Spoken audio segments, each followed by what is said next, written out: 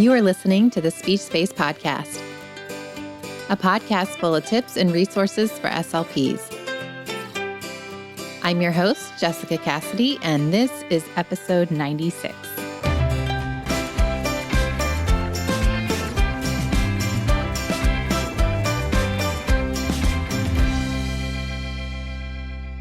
So today I'm going to be sharing my 3 favorite back-to-school tips with you. But before we get started, I did want to mention that this podcast is brought to you by the Digital SLP membership site, which is a site that features time-saving, interactive digital resources that are all teletherapy platform friendly. You can learn more or sign up for a free trial by heading on over to thedigitalslp.com/digitalslp. Okay, so let's go ahead and jump right on into today's topic. First of all, if you feel anxious just hearing the words back to school, please know that you definitely are not alone. Transitioning into a new school year is challenging no matter what. And with everything that's been happening in the world over the past few years, the back to school season can feel more daunting than ever. With that in mind, the core theme of this episode is the importance of self-compassion. Now, SLPs are sometimes known for being type A perfectionists who are able to juggle an incredible number of tasks. Can anybody relate to that? You know, this is obviously just a stereotype, but it can often be at least partially true. The problem is that we can only maintain this pace for so long before we start to burn out. So the beginning of the school year is a great time to commit to treating ourselves with compassion. And I really hope that today's episode gives you some ideas for how to put that compassion into practice. You know, as a new school year begins, we might think, I'm going to master my data collection, take those courses I've been thinking about, implement an RTI model, leave work by 4 o'clock every day, and do more classroom-based therapy. And then 2 weeks into the school year, we feel like complete failures because we're still trying to figure out our schedule. So my first back-to-school tip is to pick one professional goal, just one, to focus on in this new school year. Now, this doesn't mean that you won't grow in other areas as well, but it can be a guiding principle that will help you set your priorities each day. In his book, Essentialism, the author Greg McKeown writes, "If you don't prioritize your life, someone else will." Now, this is just so true, especially for SLPs. Of course, once you choose a goal to focus on, it doesn't mean that your other responsibilities will just disappear, but it might allow you to give yourself more compassion. It is not possible to do everything perfectly all at once. And when you use this strategy, you can say things to yourself like, it's okay that AAC is still overwhelming for me. This is the year that I'm focusing on data collection, and maybe I'll focus on AAC next year. When it comes to narrowing down your ideas and choosing a goal or area of focus for the year, there are several possibilities for how to do it. One option is to choose an area where you would like to feel more confident as an SLP.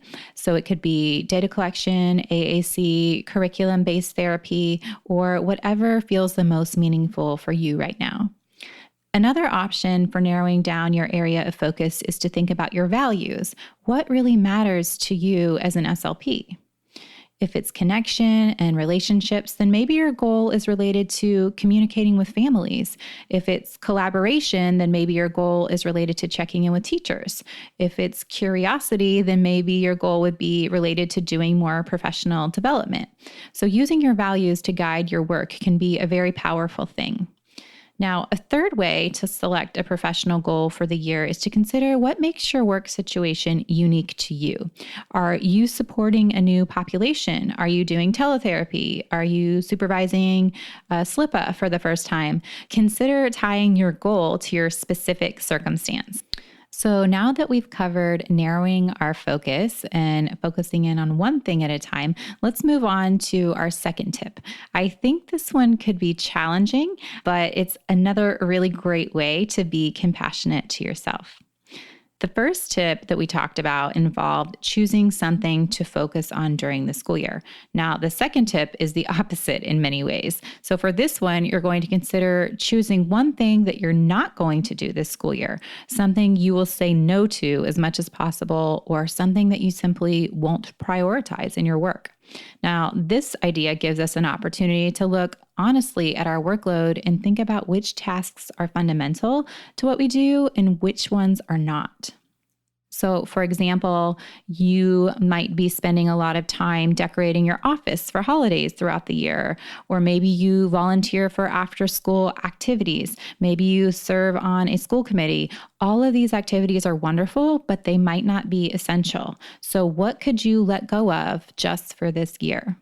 Now, of course, there will be some constraints with this one. For example, as much as we might wish that we could stop going to school staff meetings, that might not be possible. So sometimes there are elements of our job that aren't relevant, but obviously are still required.